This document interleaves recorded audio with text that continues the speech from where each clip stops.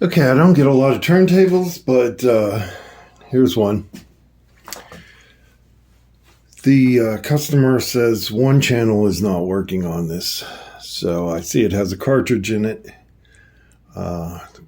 Here's how I normally do this. First preliminary test is hook up my meter, put it on ohms, and then I get a little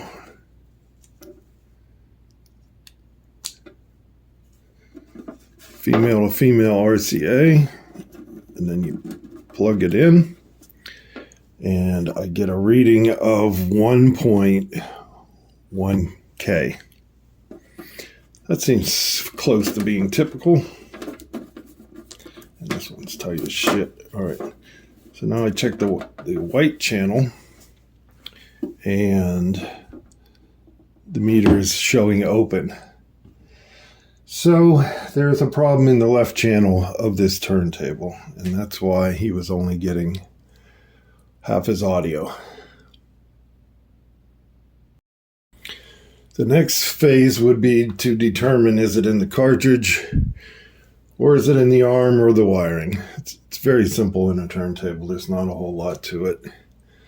So what we're going to do is pop on another cartridge and see if a different cartridge reads differently. I've made this dummy cartridge with two 1K resistors. That way I can pop that in.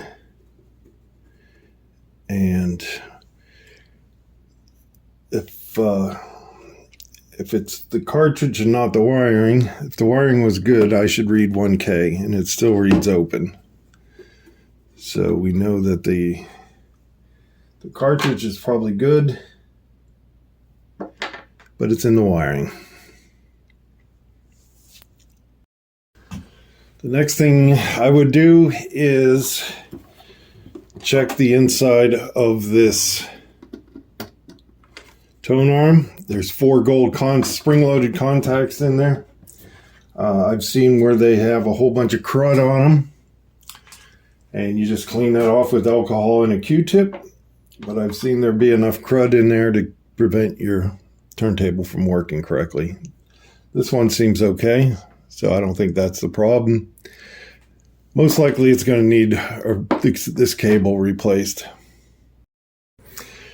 I built this test rig to hold a Technics 1200 upside down, and it seems a little large for this turntable. I normally only fix 1200s, but just to be careful, make sure it doesn't fall through.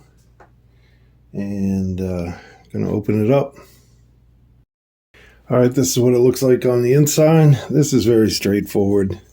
There's a little strain relief. These 2 screws are going to take this shielding off, and then it's pretty much just replace this cable. And that should be probably all this thing needs. All right, here's how this strain relief flips open. Then just unsolder these wires and solder the new cable on.